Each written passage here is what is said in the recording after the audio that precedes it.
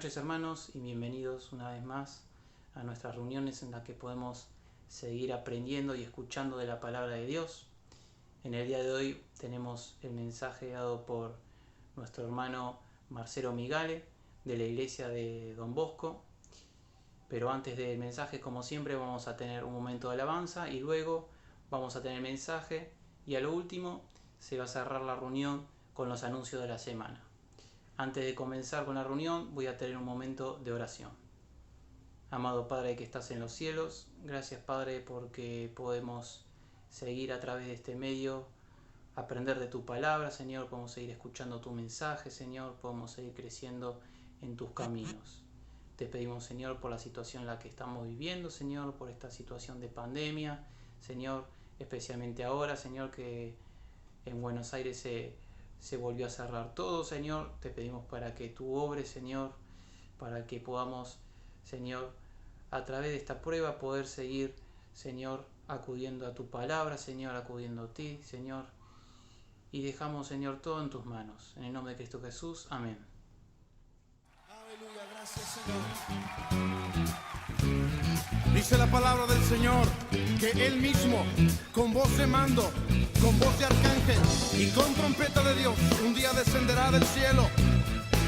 Vamos a declararlo en esta noche. Él vendrá con voz de mando. Con voz de mando y con trompeta de Dios. En los confines de la tierra se oirá la voz del Señor.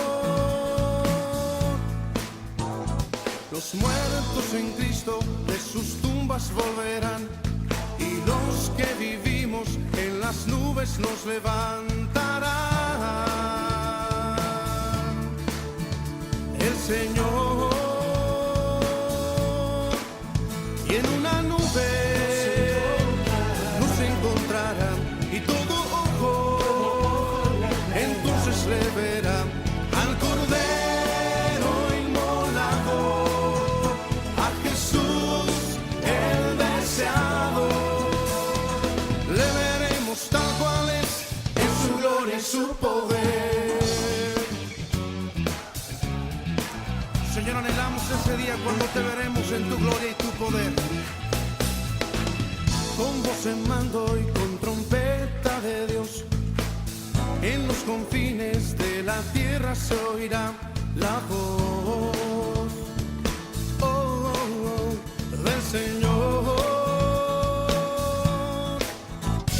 Los muertos en Cristo de sus tumbas volverán, y los que vivimos en las nubes nos levantarán. El Señor,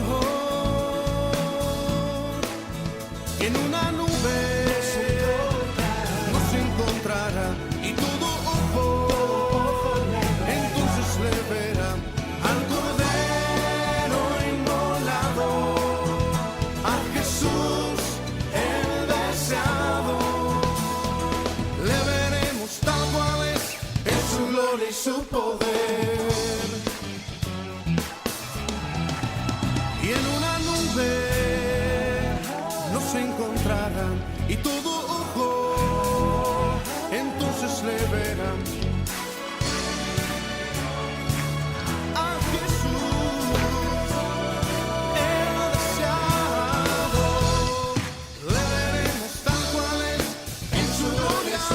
Y en una nube nos encontrará, y todo ojo entonces le verá al Cordero inmolado, a Jesús el deseado. Le veremos tal cual es, en su gloria y su poder. Le veremos tal cual es, en su gloria y su poder.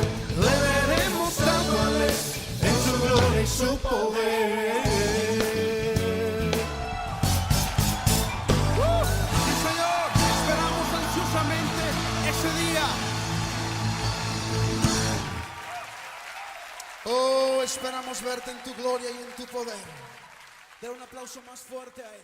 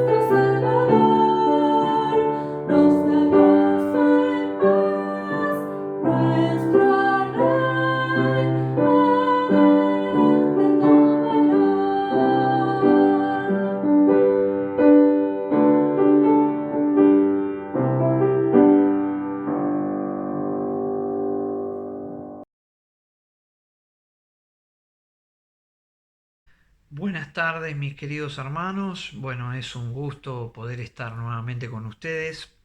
Y en este momento me gustaría hablar un poquito de un tema que tiene que ver con nuestro testimonio, que tiene que ver con la vida que llevamos, tanto en lo público como en lo social. Nosotros sabemos como creyentes que ser creyente es un privilegio, porque tiene muchas bendiciones.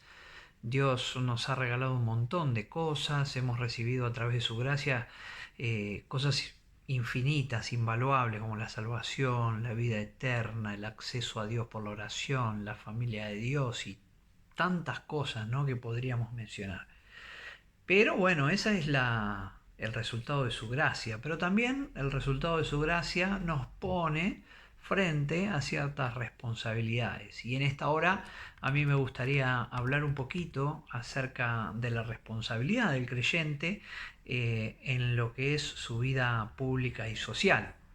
Y el creyente no vive solo, no vive aislado, sino que está inmerso en una sociedad. Eso es bueno, porque no es bueno que el hombre esté solo, como nos dice la palabra, pero por supuesto que el hecho de estar en una sociedad para nosotros tiene una responsabilidad, que es poder ser testigos del mensaje de la cruz. Y según cómo lo hagamos, vamos a ser exitosos o no. El hecho de estar en una sociedad nos lleva a todos a reflexionar en algo, ¿no? Lo primero que tenemos que saber es que cada sociedad tiene una cultura, una cultura que es el modo de vida, las costumbres, los conocimientos, la ciencia que ha desarrollado y todo que lleva a esa sociedad a tomar decisiones en función de esa cultura, con lo cual una cultura condiciona a una sociedad a tomar determinadas decisiones. Entonces allí surge un concepto que varias veces en nuestros círculos lo hemos mencionado, que es el concepto de contracultura. ¿Y qué es una contracultura? Es una cultura más pequeña generalmente, que está inmersa dentro de la cultura, que tiene sus propios valores y sus propios costumbres, modos de pensar y todo, que van en contra, chocan contra la cultura dominante. Y el cristiano es contracultural, y eso es algo que no podemos negar. Mientras la sociedad dice sí al aborto, el cristiano dice sí a la vida. Mientras la sociedad miente o es agresiva para conseguir ventajas personales, el cristiano vive en paz y se maneja con la verdad, o debiera hacerlo. Mientras la sociedad no respeta autoridades, ni tiene respeto por nada, el creyente está llamado a sujetarse. Y así podríamos seguir, también con el uso del sexo y tantas cosas que nosotros manifestamos una contracultura a lo que se vive en medio de nuestra sociedad. Entonces, como creyentes debemos saber y ser conscientes que si queremos agradar a Dios, vamos a tener que ser parte de esa contracultura y ser parte de esa manifestación de valores distintos. ¿Por qué? Porque este modo de vida que el mundo tiene, la cultura que el mundo tiene, no es algo que agrade a Dios. Así que yo quería que me acompañen en la lectura de la palabra y vamos a ir para ello a Mateo capítulo 5. Vamos a tomar este versículo como una base, ¿no?, para quedarnos reflexionando en él. Y capítulo 5 de Mateo, versículo 13, muy conocida la porción, dice: vosotros sois la sal de la tierra, pero si la sal se desvaneciere, ¿con qué será salada? No sirve más para nada, sino para ser echada fuera y hollada por los hombres. Dice el Señor también: vosotros sois la luz del mundo. Una ciudad asentada sobre un monte no se puede esconder, ni se enciende una luz y se pone debajo de un almud, sino sobre el candelero, y alumbra a todos los que están en casa. Así alumbre vuestra luz delante de los hombres, para que vean vuestras buenas obras y glorifiquen a vuestro Padre que está en los cielos. Miren qué maravilloso. Esta porción de la Biblia nos deja claro lo que Dios espera de nosotros. Por un lado, nos habla de ser íntegros en una sociedad corrupta, y eso es lo que nos dice la sal, porque la sal era el conservante natural que se usaba en la época en la que la Biblia estaba escrita. Cuando uno quería agarrar una carne o algo y quería que no se corrompa, no se pudra, la ponían sal. Entonces la figura de la sal tiene ese significado de la anticorrupción. Y por otro lado, nos pide que seamos guías de alguien que no ve, y eso es la luz que alumbra en medio de las tinieblas. Entonces, este mundo, como creyentes, nosotros tenemos esta doble misión de ser sal, anticorrupción, podríamos decirlo, y de ser luz, o sea, guía en medio de la oscuridad. Y si nosotros tenemos que pensar tanto en lo espiritual como en lo público, que es lo que vivimos frente a esta sociedad, lo público y social, tenemos que decir que siempre lo espiritual debe ir por sobre lo público y social. No lo público y social sujetar o dominar a lo espiritual. ¿Y qué quiero decir con esto? Con esto quiero decir dos cosas. En primer lugar, lo que quiero decir es que no podemos separar nuestra vida íntima y privada de nuestra vida pública y social. El creyente debe ser íntegro. Lo mismo en lo privado, en la cámara secreta, como afuera en la vida pública y social. Y por otro lado, lo que quiero decir es que a veces tanto lo social va a estar en competencia con lo espiritual. Entonces, siempre que haya una competencia, debe primar lo espiritual. El creyente debe someter lo social a lo espiritual.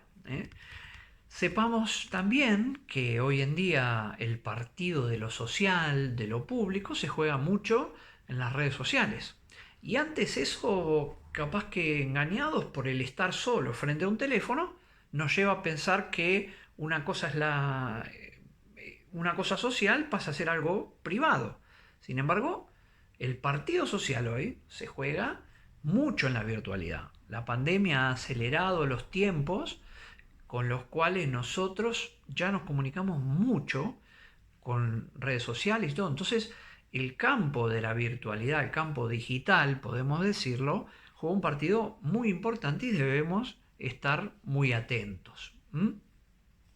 Y cuando hablamos del desarrollo testimonial del creyente en la sociedad, sea en la calle o sea en lo virtual, podríamos abordar un montón de temáticas y podríamos estar mucho tiempo hablando de esto, porque de hecho todos hemos estado en muchas conferencias y en muchas reuniones de enseñanza donde se nos ha hablado del tema, pero por limitaciones del tiempo yo quisiera en esta hora poder reflexionar con ustedes en 5 aspectos, 5 características que el creyente debe tener hacia esa sociedad en la cual vive. Para eso vamos a leer algunas porciones de la palabra de Dios que nos van a ir guiando. Y la primera de ellas está en Romanos capítulo 12, versículos 14 en adelante vamos a leer. Vamos a leer Romanos capítulo 12, no los primeros versículos que siempre los leemos, capítulo 12, versículos 1 y 2 que los leemos a menudo, sino vamos a leer a partir del 14. Y dice así: bendecid a los que os persiguen, bendecid y no maldigáis. Gozaos con los que se gozan, llorad con los que lloran, unánimes entre vosotros, no altivos, sino asociándolos con los humildes. No seáis sabios en vuestra propia opinión. No paguéis a nadie mal por mal. Procurad lo bueno delante de todos los hombres. Esto no es exclusivo para el manejo entre los hermanos, sino que debemos procurar lo bueno delante de todos los hombres. Si es posible, en cuanto dependa de vosotros, estad en paz con todos los hombres. No os venguéis vosotros mismos, amados míos, sino dejad lugar a la ira de Dios, porque escrito está: mía es la venganza, yo pagaré, dice el Señor. Versículo 20, así que si tu enemigo tuviere hambre, dale de comer, si tuviere sed, dale de beber, pues haciendo esto, ascuas de fuego amontonará sobre su cabeza. No seas vencido de lo malo, sino vence con el bien el mal. Y el creyente en este mundo está llamado verdaderamente a soportar tribulación.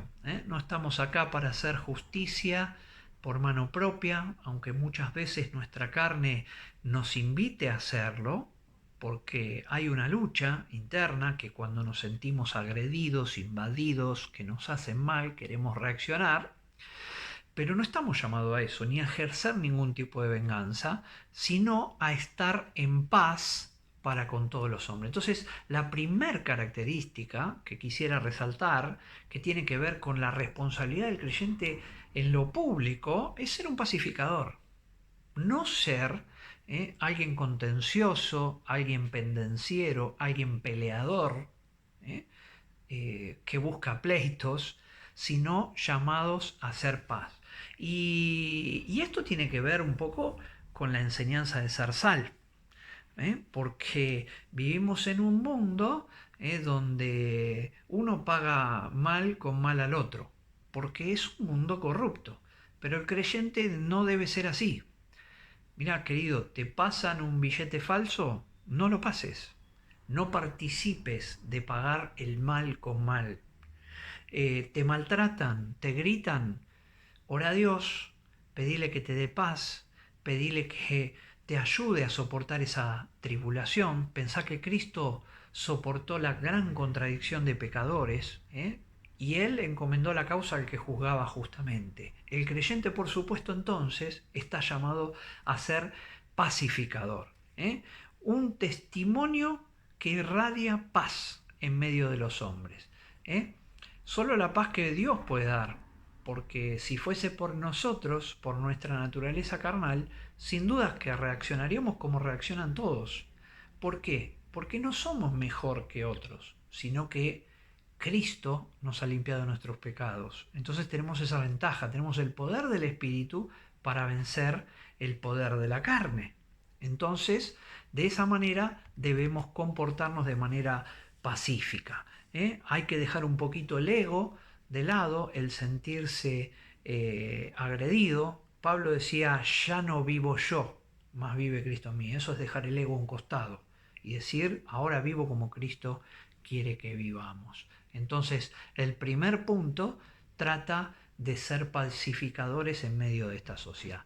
El segundo punto lo vamos a encontrar en Colosenses, capítulo 4, versículos 5 y 6, y tiene que ver con la sabiduría.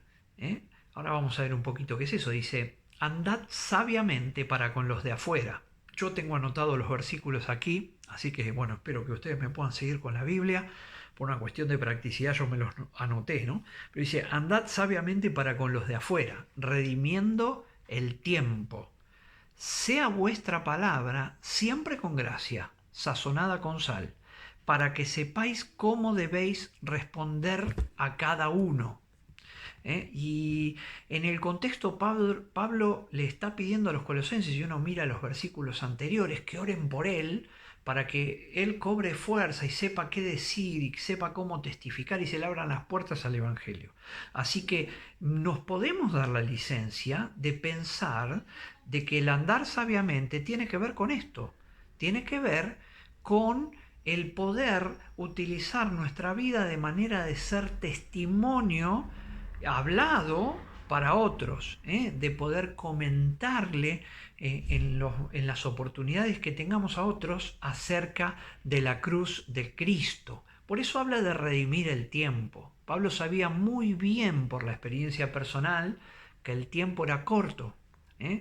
Él le quedaba poco tiempo, estaba preso, él necesitaba predicar porque sabía que un día llegaría su muerte. Y nos dice a nosotros, rediman el tiempo. Y tengamos cuidado, porque debemos estar en medio de esta sociedad. Pero esta sociedad ama el ocio. Debemos estar muy atentos. Ustedes saben que hay una industria del ocio. Tanto ama el ocio esta sociedad que hay una industria del ocio. Entonces, el ocio lo que hace es compite con nuestro tiempo para Dios, muchas veces. No está mal a veces tomarse un tiempo para relajarse, un tiempo para distraerse, pero debemos ser sabios. Debemos ser sabios en cómo usamos nuestro tiempo, sabios en cómo nos acercamos a las personas. Por eso Pablo decía, que Dios me ayude, oren por mí para que Dios me ayude a saber qué debo decir. Y esta debe ser nuestra oración, pedirle a Dios que nos ayude a ser sabios. Miren, la sabiduría y el conocimiento a veces están medio cerca, pero no son lo mismo. Porque uno puede tener mucho conocimiento, pero si no tiene la sabiduría para aplicarlo e incluso para comentarlo y contárselo a otros, puede caer en graves errores. Por eso habla Pablo ahí de la palabra con gracia, sazonada con sal. Es como un adorno para lo que decimos. Miren, hay hablando de las ciencias de este mundo, la ciencia que trata de la imagen personal, tiene una gran máxima, que una vez me quedó grabada porque escuché una charla, y dice que la gente primero te ve, luego te escucha y en tercer lugar te comprende. ¿Qué quiere decir esto? Que vos para llegar a una persona, lo primero que tenés que pasar es la barrera visual. No te podés acercar a una persona con una mala barrera visual. Esto como creyentes es importante. Cómo nos vestimos, qué es lo que transmite nuestra imagen. Estamos totalmente desalineados. Cuando dábamos un folleto en la calle, ahora no lo podemos hacer, pero pensemos en nuestros perfiles de redes sociales. ¿Qué perfil tengo yo? ¿Qué foto tengo? Voy a hablar del Señor. Bueno, lo que tengo en la foto refleja algo que tiene que ver con eso. Pero en segundo lugar, habla esta máxima que les digo, dice que primero te ven, luego te escuchan y luego recién te comprenden. ¿Qué quiere decir? Que si tu discurso es un discurso que llega al otro, recién luego van a poder comprenderte. Así funciona el cerebro. Si no te rechaza visualmente, pasa al lado auditivo. Y si auditivamente no te rechaza, pasa al plano cognitivo, que te van a entender. Entonces, hablar suave, hablar con buenas palabras, invitando al diálogo, no queriendo avasallar a la otra persona, es moverse sabiamente. Es sazonar tus palabras, es presentar el mensaje del Evangelio de una manera que el otro la pueda comprender, y vos comprendiendo al otro. Cristo nos escuchó. Cristo siempre mostró atención a lo que las personas decían. Él hablaba, obviamente, el Hijo de Dios, trajo sabiduría, nos reveló al Padre, trajo unas doctrinas maravillosas, pero Él escuchaba, Él se ocupaba de las almas. Ocúpate de las almas. Eso es una responsabilidad pública y social. Acércate de una manera prolija y acércate de una manera ordenada en tu discurso o en lo que digas en las redes sociales que te toca. No seas agresivo, no pelees, no quieras armar una batalla, porque vas a cerrar puertas en vez de abrirla.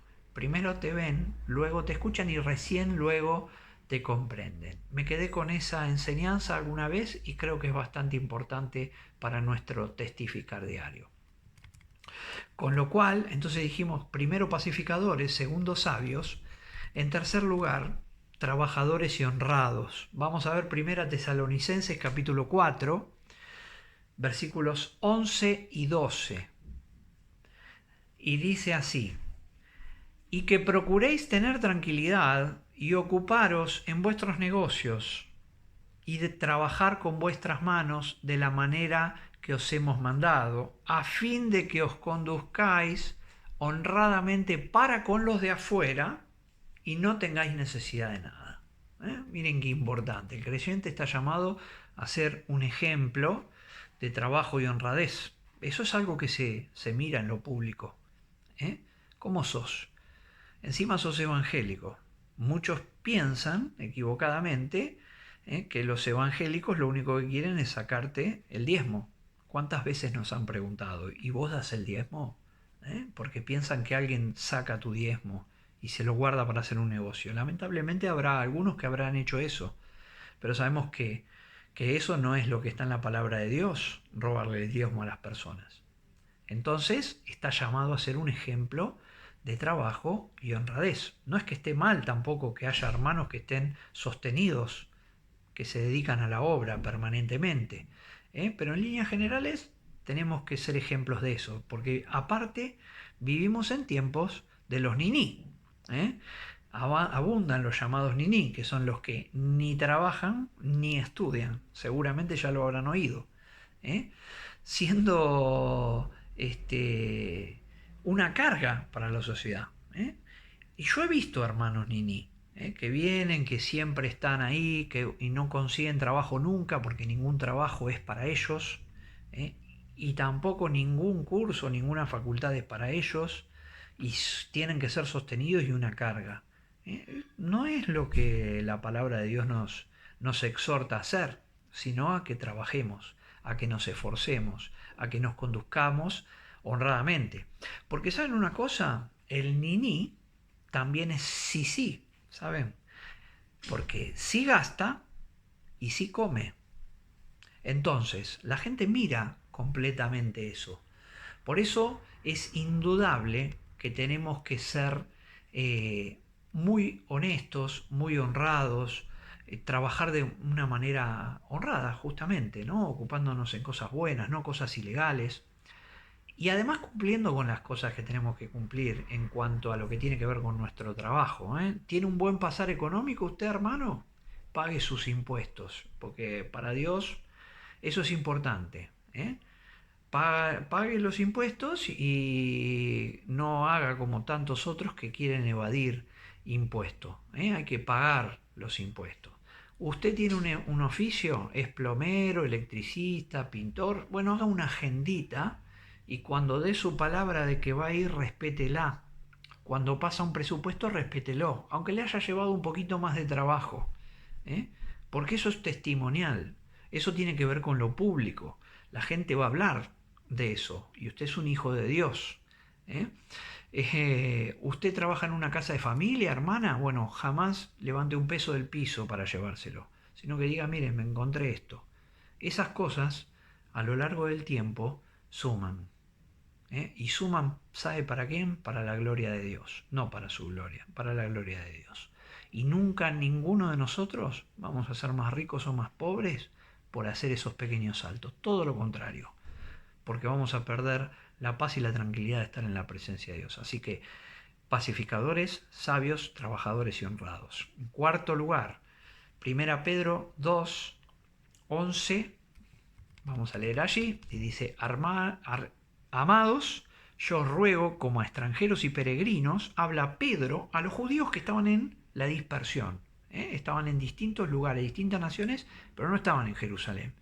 Dice, y les ruego como a extranjeros y peregrinos, que eran ellos, que os abstengáis de los deseos carnales que batallan contra el alma, manteniendo buena vuestra manera de vivir entre los gentiles, para que en lo que murmuran de vosotros como de malhechores, glorifiquen a Dios en el día de la visitación, al considerar vuestras buenas obras. Por causa del Señor, someteos a toda institución humana, ya sea al rey como a superior, ya a los gobernadores como por él enviados para castigo de los malhechores y alabanza de los que hacen el bien. Porque esta es la voluntad de Dios, que haciendo el bien hagáis callar la ignorancia de los hombres insensatos, como libres, pero no como los que tienen la libertad como pretexto para hacer lo malo, sino como siervos de Dios.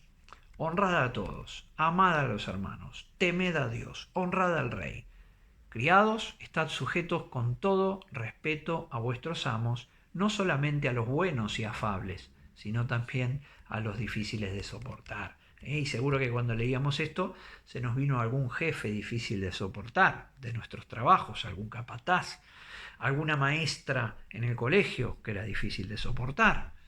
El cristiano no está llamado a ser un caudillo revolucionario.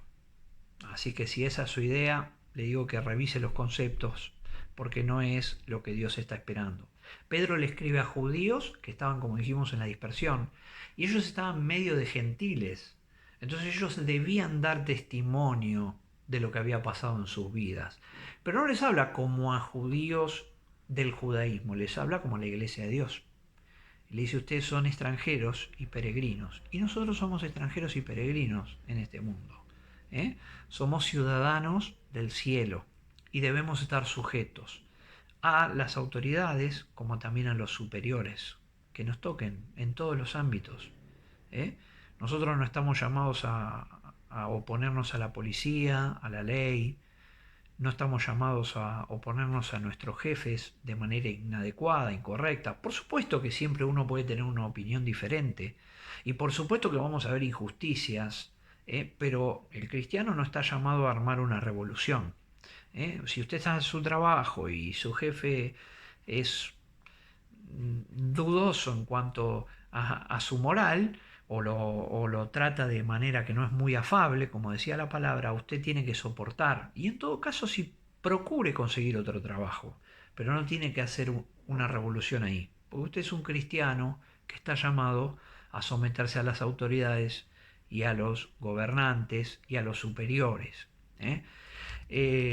A veces vivimos en un mundo que se legislan leyes que son muy injustas, muchas muy difíciles de tolerar.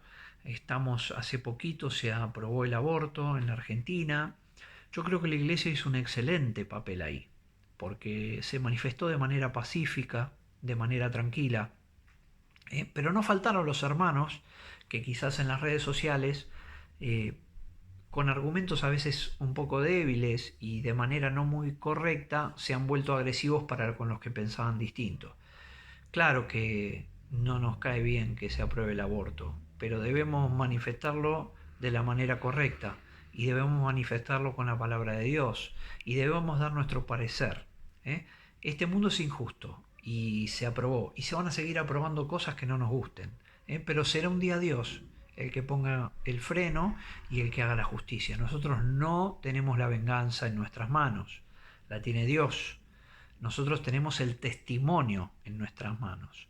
Y la espada que llevamos en la armadura del creyente no es una espada de ataque, sino que es una espada de defensa. Es una espada que apaga los ataques del enemigo, pero no es una espada para herir al otro. Es la espada de la verdad, la espada del testimonio, pero no es la espada de la agresión.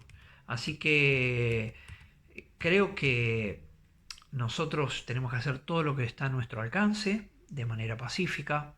Hasta me parece bien en algún caso que por cuestiones de conciencia podamos anteponer algún recurso de amparo, como estuvimos escuchando que ha sucedido en los últimos días, pero de ninguna manera tomar las calles con violencia. Seguramente que los pro abortos, si en algún momento ellos hubieran perdido, lo hubieran hecho, pero no nos toca a nosotros. Nosotros tenemos un testimonio. Y por último, queridos hermanos, sujetos, dijimos pacificadores, dijimos sabios, dijimos trabajadores y honrados, dijimos sujetos. Y el quinto aspecto, y ya voy finalizando por una cuestión de tiempo, tiene que ver con ser rectos y ser irreprensibles. Y 1 Timoteo 3:7 habla de los ancianos y dice así: también es necesario que tenga buen testimonio. A ver, un segundito, que lo voy a leer de la Biblia.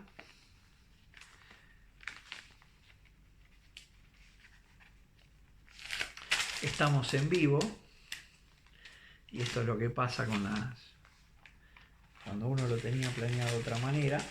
No lo llegué a copiar, así que vamos a ir aquí.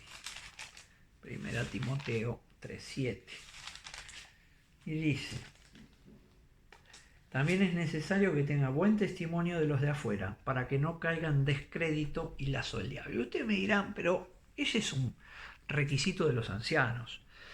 Y a mí una vez, un hermano que me llevó a la fe, me hizo comprender algo, que muchas cosas que están escritas para los ancianos y muchas cosas que están escritas en la palabra son estereotipos de lo que conviene delante de Dios. ¿Qué quiero decir con esto? Si para ser anciano es necesario tener buen testimonio de los de afuera, es porque tener buen testimonio de los de afuera es algo agradable para Dios. Y todos deberíamos tener buen testimonio de los de afuera, no los ancianos. No solo los ancianos deberían ser irreprensibles, todos tenemos que ser irreprensibles. Por eso, mis queridos hermanos, dar un buen testimonio de los de afuera, ser creíbles, para no caer en descrédito. Eso implica hablar la verdad y jugársela por la verdad. Eso implica cumplir cada vez que nosotros damos nuestra palabra. Eso implica que nos conozcan por personas honestas, que seguro vamos a tener defectos, seguro que vamos a tener nuestras cositas, pero que sepan que delante suyo hay una persona íntegra. Así que cada vez que pones algo en las redes, cada vez que comentas algo en el trabajo, en la escuela, fíjate qué es lo que estás poniendo, porque lo que vos pongas o digas va a ser de eso tu credibilidad en el futuro. Queridos hermanos, bueno, ha sido un gusto compartir este tiempo. Espero que esta reflexión nos sirva a todos y roguemos que el Señor un día, cuando venga con su galardón, porque dice la palabra que viene pronto y que viene con su galardón, pueda decirnos: bien, buen siervo y fiel, sobre poco has sido fiel, sobre mucho te pondré. Entra en el gozo de tu Señor. Así que podamos tener delante de Dios una conciencia limpia y delante de los hombres un testimonio claro de que somos hijos de Dios y que la puerta de la salvación aún está abierta. Que el Señor les bendiga ricamente. Amén.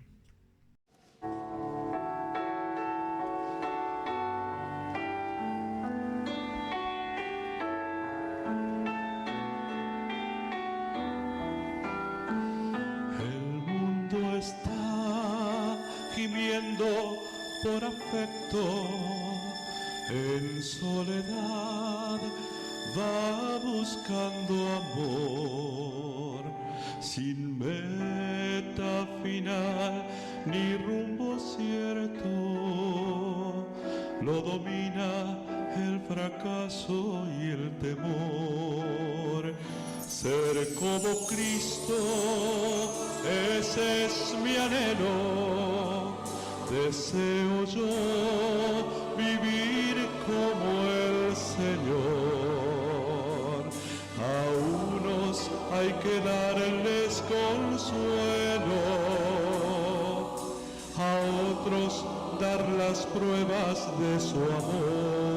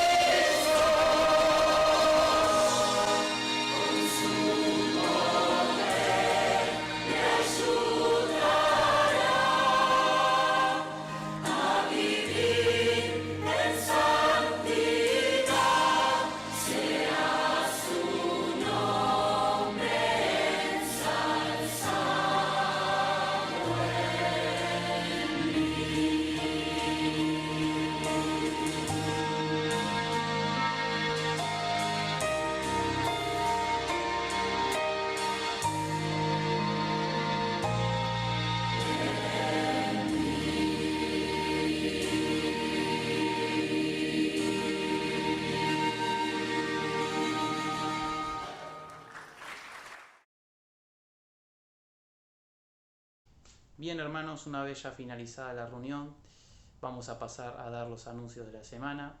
Recordemos que tenemos a las 20 horas la reunión de oración y enseñanza a través de Zoom.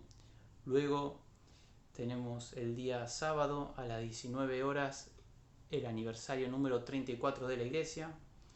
Y atentos, hermanos, porque el domingo la situación, la modalidad y el horario de la Cena del Señor está todavía a definir. Es algo que nos vamos a enterar en el grupo, que nos va a informar nuestro anciano Fernando. Así que estén atentos al grupo de WhatsApp. Y luego, el mismo día, domingo, a las 20 horas, tenemos, como siempre, las reuniones de enseñanza y evangelización. Esta vez toca de evangelización. Así que estén atentos para poder mandar los links a las personas que quieran compartir el mensaje de Dios. Así que ahora, para cerrar la reunión, vamos a dar un momento de oración. Amado Padre que estás en los cielos, gracias porque pudimos escuchar una vez más de tu palabra, Señor, y poder aprender y crecer en tus caminos, Señor. Gracias porque, Señor, muchas veces no somos conscientes de lo que tenemos, Señor, no somos conscientes de lo bendecidos que somos, Señor, a pesar de la situación en la que estamos pasando, Señor, la situación en la que es muchas veces muy preocupante, Señor. Sabemos que podemos descansar en ti, Señor, acudir siempre a ti, Señor. Gracias por las bendiciones que nos das, Señor, y dejamos todo en tus manos. En nombre de Cristo Jesús. Amén.